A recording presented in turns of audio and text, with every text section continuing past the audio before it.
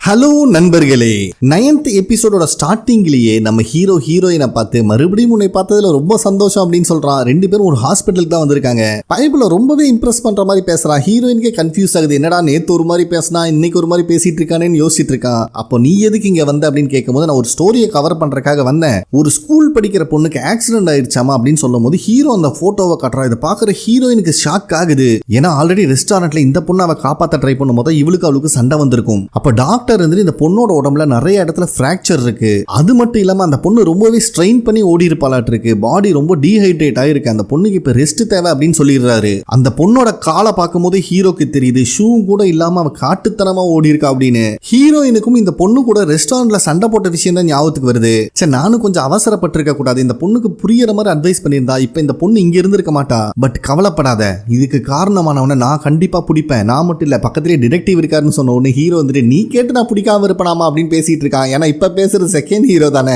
அப்ப ஹீரோட ஃப்ரெண்டு நர்ஸ்காரியும் அங்கதான் இருக்கா. இவளோட நெயில் ஆர்ட்டெல்லாம் ரிமூவ் பண்ணலாம்னு சொல்லும் போது ஹீரோயின் வேண்டான்னு சொல்லிடுறா. ஏன்னா எங்க கூட தைரியமா அவ சண்டை போட்டா, அப்போ கூட அந்த நெயில தான் காட்டி பயமுறுத்த ட்ரை பண்ணா, அது அப்படியே இருக்கட்டும் அப்படின்னு ஹீரோயின் சொல்லிடுறா.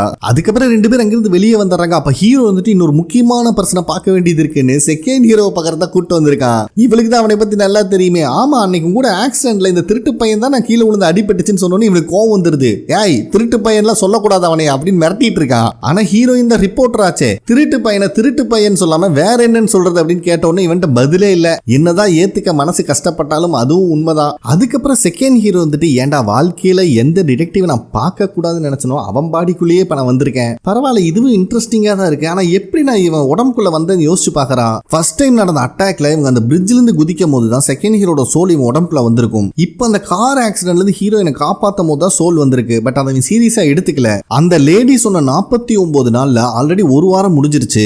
பேலன்ஸ் இருக்கிற நாளையாவது நான் கரெக்டா யூஸ் பண்ணணும், இல்லனா மொத்தமா என் கதை முடிஞ்சிரும் அப்படின்னு யோசிச்சுட்டு இருக்கான். அப்ப ஹீரோயின் என்னத்தை தான் யோசிச்சுட்டு இருக்க, வா போலாம் அவ பாட்டு நடக்க ஆரம்பிக்கிறா. இவனும் சரிமா அப்படின்னு பின்னாடியே வரான். அப்பதான் இவனுக்கு இன்னொரு விஷயம் ஸ்ட்ரைக் ஆகுது. உண்மையாலுமே இவ இவ்வளவு பாசமா பேசுறது எங்கிட்டே இல்ல அந்த லூசு பையன் டிடெக்டிவ் கிட்டே இருக்குமோ அப்படின்னு யோசிச்சுட்டு இருக்கான். அதே நேரத்தில் டிடெக்டிவ் சங்கு கேப்டன் கிட்ட இந்த ஜாப் சர்ச்சிங் வெப்சைட்ல நிறைய ஹை ஸ்கூல் ஸ்டூடெண்ட் ரெஜிஸ்டர் பண்ணி ஜாப் சர்ச் பண்ணிருக்காங்க. ஆனா கொஞ்ச நாள்லயே அவங்க அக்கௌண்ட்டையும் டெலீட் பண்ணி அவங்க டிஸப்பியர் ஆயிட்டாங்க, அதாவது காணாம போயிருக்காங்க அப்படிங்கிற விஷயத்த சொல்றான். சோ கேப்டனும் இதே மாதிரி மத்த வெப்சைட்ல ஏதாவது லீடு கிடைக்குதான்னு தேட சொல்றாரு. அப்ப கரெக்டா கேப்டனுக்கு இன்னொரு டிடெக்டிவ் கால் பண்றான். இந்த பொண்ணு ஸ்கூல்ல நல்லாவே படிச்சு கிரேடு வாங்கியிருக்கா, காலேஜ் போற அளவுக்கு குவாலிஃபைடா இருக்கா, என்ன வறுமை அதிகமா இருக்கு, டியூஷன் ஃபீஸ் கட்டுறத பத்தி தான் ரொம்ப யோசிச்சுட்டு இருந்திருக்கா.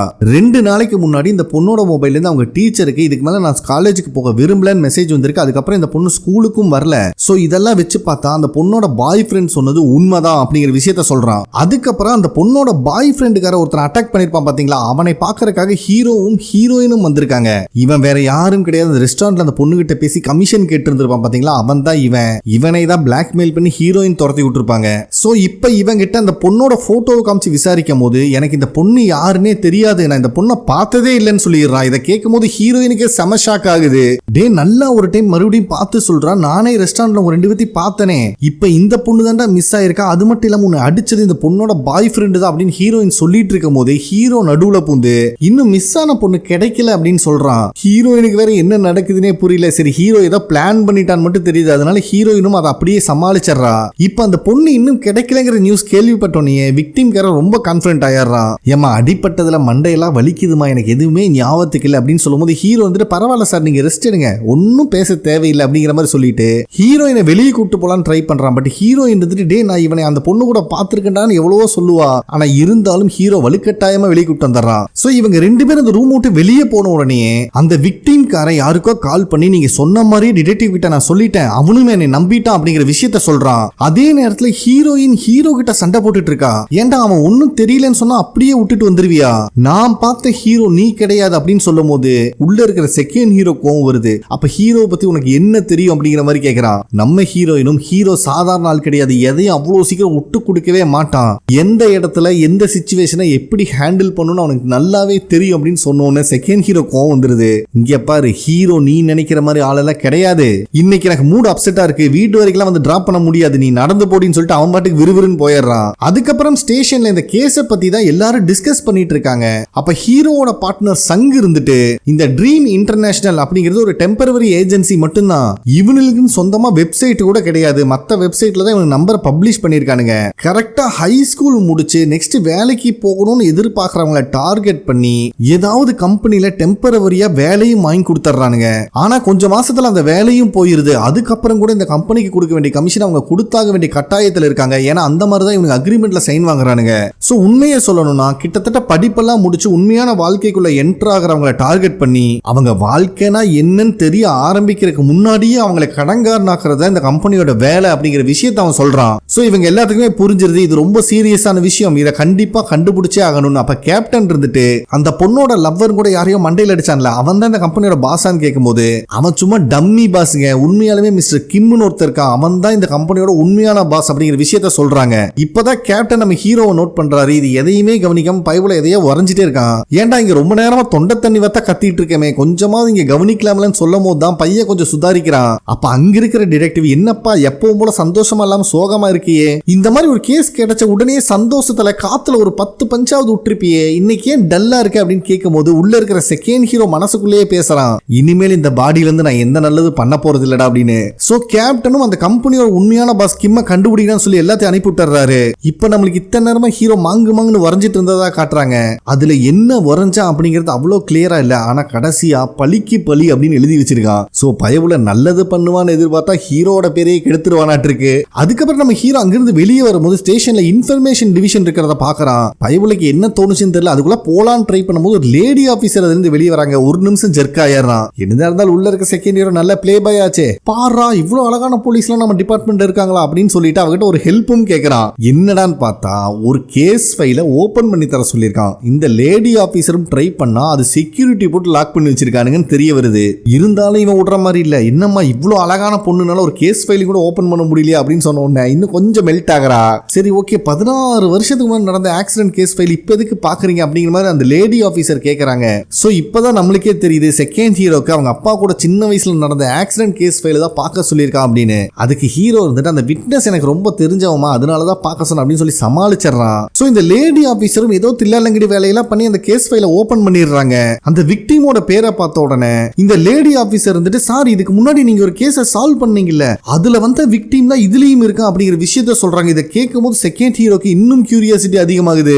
இவனும் பதட்டத்துல அங்கிருந்து வெளியே வரும்போது ஆல்ரெடி ஹீரோவை 2 ஆபீசர் வந்து விசாரிச்சிருப்பாங்க பாத்தீங்களா, அவனுங்க பாத்துறானுங்க. அதுல ஒருத்தன் ஹீரோ ஏதோ தப்பு பண்றான்னு நினைக்கிறேன் அப்படின்னு சொல்லும் போது அங்க இருக்கிற பெருசு, அட உடுடா அவன் நம்மளையவே மதிக்க மாட்டான், போய் கேட்டா மட்டும் பதிலா சொல்ல போறான், வா நம்ம வேலையை பார்க்கலாம் அப்படின்னு சொல்லிட்டு அவரு பாட்டு கூட்டு போயிடுறாரு அந்த ஆளையும். அதுக்கப்புறம் போலீஸ் ஹெட்டுக்கு மிஸ்டர் பார்க் கிட்ட இருந்து கால் வருது.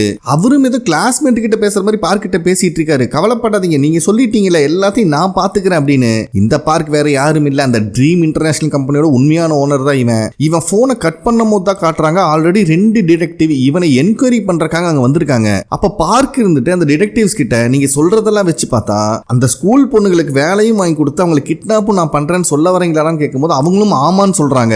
அதுக்கு எவிடன்ஸ் இருக்கான்னு கேட்டா 2 பேரும் பேந்த முடிச்சிட்டு இருக்கானுங்க. தம்பில ஹாஸ்பிட்டல் ஒரு பொண்ணு இருக்கால, கவலைப்படாதீங்க அவன் எந்திரிச்சலாம் வரமாட்டான், அதனால எவிடன்ஸ் இருந்தா மட்டும் என்கிட்ட வந்து பேசுங்க, சும்மா வந்து பயமுறுத்துற வேலையெல்லாம் வேணான்னு கத்தி 2 பேத்தையும் வெளியே அனுப்பி விட்டுறான். அதே நேரத்தில் ப்ராசிக்யூட்டர் ஜே யாருக்கோ கால் பண்ணி கிரைம் யூனிட் 2 இந்த கேஸ்ல இருந்து வித்ட்ரா பண்ணுங்க, இது என்னோட ஆர்டர் அப்படின்னு சொல்றாரு. அந்த டைம்லயே இப்ப என்கொயரி பண்ணிட்டு வந்த டிடெக்டிவ்ஸ்க்கு கேப்டன் கிட்ட இருந்து கால் வருது. டேய் இதுக்கப்புறம் நீங்க எதையும் இன்வெஸ்டிகேட் பண்ணாதீங்க, இந்த கேஸ்ல இருந்து நம்ம டீமை டிராப் பண்ணிட்டாங்க அப்படிங்கிற விஷயத்த சொல்லிட்டு இந்த பார்க் பையலுக்கு ஹையர் அபிஷியல்ஸ் கூட நிறைய கனெக்ஷன் இருக்கு மாட்டிருக்கு, எவனோ பண்ணிட்டு இருக்கான் யாருன்னு தெரியல அப்படின்னு புலம்பிட்டு இருக்காரு. அப்ப அங்க இருக்கிற ஹீரோ இவ்வளவு பிரச்சனை போயிட்டு இருக்கு, இதை கவனிக்காம முதல்ல ஹீரோக்கு என்னோட வாய்ஸ் மட்டும் தான் கேட்டுச்சு, நான் யாருங்கிற விஷயத்தை அவன் கண்டுபிடிச்சதுக்கு அப்புறம் தான் அவன் கண்ணுக்கு நான் தெரிய ஆரம்பிச்சேன், இதுக்கெல்லாம் என்ன காரணமா இருக்குன்னு தீவிரமா யோசிச்சுட்டு இருக்கான். கேப்டன் அவனை கூப்பிடுறது கூட அவன் காதுல உழுகல, அந்த அளவுக்கு தீவிரமா யோசிச்சுட்டு இருக்கான். கேப்டனும் பயவுல ரொம்ப சீரியஸா திங்க் பண்ணிட்டு இருக்கானாட்டிருக்கு, இவனை டிஸ்டர்ப் பண்ண வேணாம் அவரே உட்காந்துறாரு பேசாம.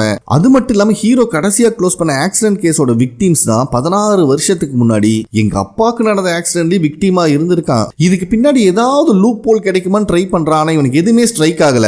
அதுக்கப்புறம் ஹீரோவை மீட் பண்ணி இந்த கேஸ்ல இருந்து அவங்க டீமை டிராப் பண்ண விஷயத்தை பத்தி கேட்கும் போது ஹீரோவும் ஆமாமா டிராப் பண்ணிட்டாங்க, இதுக்கு மேல வேற ஏதாவது டீம் ஹேண்டில் பண்ணுவான்னு அசால்ட்டா பதில் சொல்றான். இதை ஹீரோயினால ஏத்துக்கவே முடியல. பாவண்டா அந்த பொண்ணு நம்மளை விட்டா யாரும் கிடையாது, கில்லரை பிடிப்போன்னு அந்த பொண்ணுக்கு நம்ம ப்ராமிஸ் பண்ணிருக்கோம் அப்படின்னு இவன் சொல்லும் போது சின்ன வயசுல செகண்ட் ஹீரோ அவங்க அப்பாக்கு ஆக்சிடென்ட் நடந்தப்ப இதே மாதிரி யாருமே ஹெல்ப் பண்றதுக்கு இல்லாம ஒரு டிடெக்டிவ் கிட்ட கெஞ்சி இருப்பான். அந்த விஷயம் தான் அவன் ஞாபகத்துக்கு வருது. ஏன்னா இதே சிச்சுவேஷன்ல அவனும் இருந்திருக்கான். சரி விடு, இப்போ உனக்கு கில்லரை பிடிக்கணும் அவ்வளவுதானே, என்னோட ஸ்டைல்ல பிடிக்கலாம் அப்படின்னு சொல்றான். நெக்ஸ்ட் சீன்லயே அந்த விக்டிமை குப்பரக்கா படுக்க வச்சு அந்த பெட்டை லிஃப்ட் பண்ணி டார்ச்சர் பண்ணிட்டு இருக்கான் ஹீரோ. இப்படியே பெட்டை தூக்கிட்டு இருந்தானா ஒரு கட்டத்துக்கு மேல அவன் இடுப்பெலும்பே உடைஞ்சிரும். சோ வலி தாங்க முடியாம அவனும் உண்மையை ஒத்துக்கிறான். ஐயா, எனக்கும் இதுக்கும் சம்பந்தம் கிடையாது. இந்த ஸ்கூல் குழந்தைங்களை எல்லாம் கடத்திட்டு போய் அவங்க என்ன பண்றாங்கன்னு எனக்கு தெரியாது. எனக்கு கொடுக்கப்பட்ட வேலை அவங்க மொபைல்ல இருந்து அவங்க தெரிஞ்சவங்களுக்கு எல்லாம் மெசேஜ் அனுப்புவேன். அவங்களுக்கு யார் யாரெல்லாம் ரொம்ப பிடிக்குமோ அவங்களை அவாய்ட் பண்ற மாதிரி மெசேஜ் அனுப்பிட்டு ஒரு கட்டத்துல மொத்தமா டிஸப்பியர் ஆகிற மாதிரி பண்ணிடுவேன் அப்படின்னு சொல்றான். மத்த விஷயத்தை ஹேண்டில் பண்றது என்னோட பாஸ் பார்க் மட்டும்தான் அப்படிங்கிற மாதிரி போட்டு கொடுத்துறான். சரிடா, பார்க் வேற யாரை மீட் பண்றாரு அப்படின்னு கேட்கும்போது அவர் யாரையும் நம்ப மாட்டாரு. அதனால யாரை மீட் பண்றாரு விஷயம் யாருக்குமே தெரியாது அப்படின்னு சொல்றான். என்னது, யாரையுமே நம்ப மாட்டானா? அப்படின்னா ஃபர்ஸ்ட் அவன் நம்பிக்கை தான் நம்ம சம்பாதிக்கணும் அப்படின்னு செகண்ட் ஹீரோ வெறித்தனமா பிளான் போடுற மாதிரி தெரியுது. அங்கிருந்து வெளியே வரும்போது ஹீரோயினுக்கு ரொம்ப சந்தோஷம். நம்ம சொன்னதை கேட்டு உடனே கேஸ்குள்ள இறங்கிட்டானே அப்படின்னு. சரி நெக்ஸ்ட் என்னதான் பண்ண போற அப்படின்னு ஹீரோயின் கேட்கும்போது ஹீரோ வந்துட்டு என்னோட அவெஞ்சர்ஸ் டீமை இறக்கி விட போற அப்படின்னு சொல்லிட்டு அவன் பாட்டுக்கு போயிடுறான். இவளுக்கு ஒண்ணுமே புரியல. பார்த்தா அந்த கேங்ஸ்டருக்கு தான் கால் வந்திருக்கு. பைபிள ஹெல்ப் கேட்டிருக்கானாட்டிருக்கு. அடுத்த சீன்ல அந்த 3 பேர் பேக்கரியில வேலை செஞ்சுட்டு இருக்கானுங்க பாத்தீங்களா. இதுக்கு முன்னாடி கார் சேஸ் அப்ப ஹெல்ப் பண்ணிருப்பானுங்க. அவனுக்கு கால் பண்ணி இதுல மட்டும் ஹெல்ப் பண்ணீங்கன்னா பிரேவ் சிட்டிசனுக்கான அவார்டு உங்களுக்கு கிடைக்கும்னு சொன்னா பைபிளில் சந்தோஷம் தாங்க முடியல. சோ 2 டீமையுமே களத்துல இறக்கி விட போறான் ஹீரோ. சோ இதுக்கப்புறம் கிம்மோட ஒவ்வொரு மூமெண்ட்டையும் வாட்ச் பண்ண போறானுங்க. கிம் ஆபீஸ்க்கு போகும்போது கூட கூடயே லிஃப்ட்ல போய் ஒருத்தன் வீடியோ எடுத்துட்டு வந்திருக்கான். அதை பார்க்கும் போதே ஹீரோக்கு தெரியுது இவன் போட்டிருக்கிற காஸ்ட்லியான ஷூட்ஸ் எல்லாம் பார்த்தா ஒரு ஜாப் ஏஜென்சி நடத்தி சம்பாரிச்ச மாதிரி தெரியல அப்படிங்கிறது ஹீரோ கன்ஃபார்ம் ஆகுது. அதுக்கப்புறம் அவனை ஜிம்முக்கு கூட தனியா விட மாட்டேங்கிறானுங்க. அவன் எங்க போனாலும் ஃபாலோ பண்ண ஆரம்பிக்கிறானுங்க. ஆனா அவன் எங்கேயுமே யாரையுமே மீட் பண்ண மாதிரி இவனுக்கு தெரியல. பைபிள் ஒரு காஃபி ஷாப்ல இருந்து வெளியே வரும்போது கூட அங்க இருக்கிற சிசிடிவி கேமரா அவன் ஃபேஸ் ரெக்கார்ட் ஆகக்கூடாதுங்கிறதுக்காக ஆப்போசிட்லயே பார்த்துட்டு போறான். இது பர்பஸ்ஃபுல்லா தான் பண்றான் அப்படிங்கிறது ஹீரோக்கு புரியுது. சரி, அவனை பத்தி ஃபுல்லா அனலைஸ் பண்ணியாச்சு. இதுக்கப்புறம் அவன் வீக்னஸ் மட்டும் தான் கண்டுபிடிக்கணும் அப்படின்னு ஹீரோ எல்லாத்துக்கும் ஆர்டர் கொடுக்குறான். ஆனா கேங்ஸ்டர் இருந்துட்டு ஏன்பா எத்தனை நாள் தான் பின்னாடியே சுத்துறது, கத்தி எடுத்தமா சொருகணமான்னு இல்லாம போப்பா என் வேலையவே மாத்தி விட்டுட்டு இருக்கு அப்படின்னு கேங்ஸ்டர் புலம்புறான். அதே நேரத்துல செகண்ட் ஹீரோட கூட்டாளி அந்த திருட்டு பொண்ணு ஒரு ரெஸ்டாரண்ட்ல போயிட்டு இந்த பில்டிங் ஓனர் எங்க அப்பா தான், உங்க ஓனர் மெயின்டெனன்ஸ் ஃபீஸ் தரலையாமா, அது இன்னைக்கே பே பண்ணி ஆகணும்னு கேட்கறா. ஏன்னா அந்த ஓனர் இங்க இல்ல, அவன் எங்க பிஸியா இருக்காங்கிறத தெரிஞ்சுக்கிட்டு தான் வந்திருக்கா. அங்க வேலை செய்யறவங்களுக்கு பாவம் என்ன சொல்றதுன்னே தெரியல. ஏன்னா இவளை முன்ன பின்ன பார்த்ததுல ஓனரோட பொண்ணு வேற சொல்றா.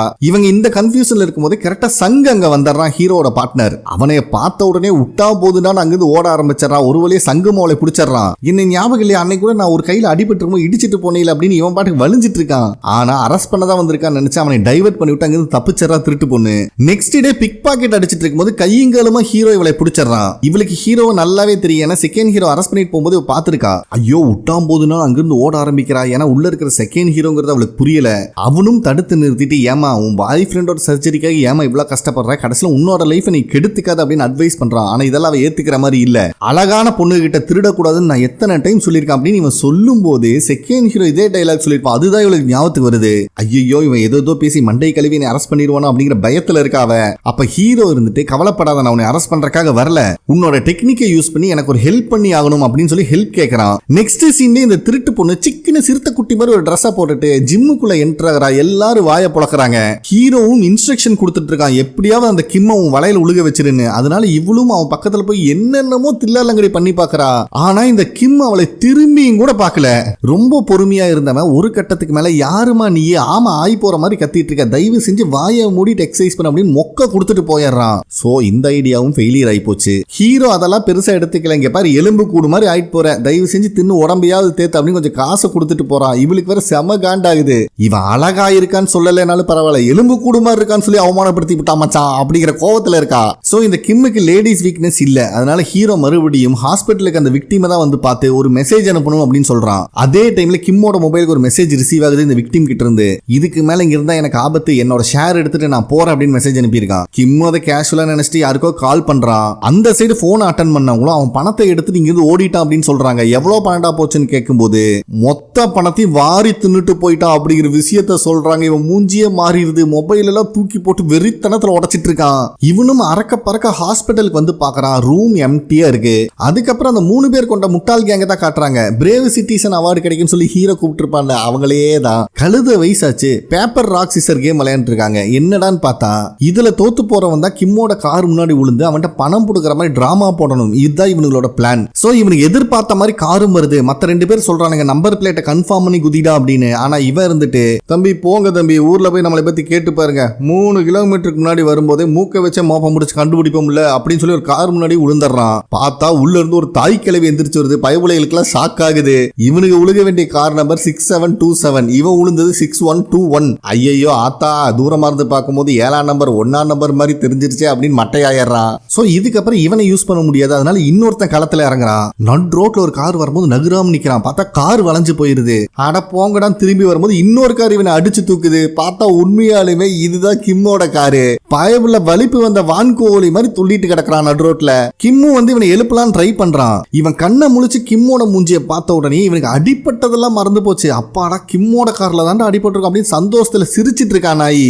அதுக்கப்புறம் கிம்மும் இந்த 3 பேர் உட்காந்து வேற பேசுறானுங்க. அப்ப கிம் இருந்துட்டு எனக்கு நல்லாவே தெரியும், நீங்க 3 பேர் கூட்டாளிங்க தாண்டா, பணம் முடுக்கிறதுக்காக பர்பஸ்ஃபுல்லா தான் கார்ல உளுந்திருக்கீங்க அப்படின்னு மிரட்டுறான். ஆனா அவனுக்கு இருந்துட்டு நாங்கெல்லாம் ஸ்ட்ரேஞ்சர்ப்பா, ஒருத்தருக்கு ஒருத்தர் யாருன்னே தெரியாது அப்படின்னு சொல்லி சமாளிக்கிறாங்க. கடுப்பான கிம்மு ஒழுங்கா உண்மையை ஒத்துக்கோங்க, இல்லன்னா நான் போலீஸுக்கு கால் பண்ண வேண்டியது வரும் அப்படின்னு சொன்ன உடனே குண்டு பையன் பம்பிட்டு எந்திரிக்க ஆரம்பிச்சிடறான். அப்ப கரெக்டா அந்த இடத்துக்கு ஹீரோ வரா. யாருப்பா என்னை கூப்பிட்டது அப்படின்னு சொல்லி கிம் பக்கத்துல வந்து உட்கார்றான். கிம் ஹீரோவையும் இந்த கேங்ல ஒருத்தன் நினைச்சுக்கிட்டு யாரா நீ, உன்னை யாரா இப்ப கூப்பிட்டாங்க அப்படின்னு மிரட்ட ட்ரை பண்றான். ஆனா ஹீரோ இருந்துட்டு ஏண்டா நீ தாண்டா போலீஸுக்கு கால் பண்ணுவேன்னு சொன்ன, போலீஸ்காரனே வந்திருக்கண்டா அப்படின்னு மரண மாசா டைலாக் விடுறான். இந்த இடத்துல இந்த எபிசோட் கம்ப்ளீட் ஆகுது.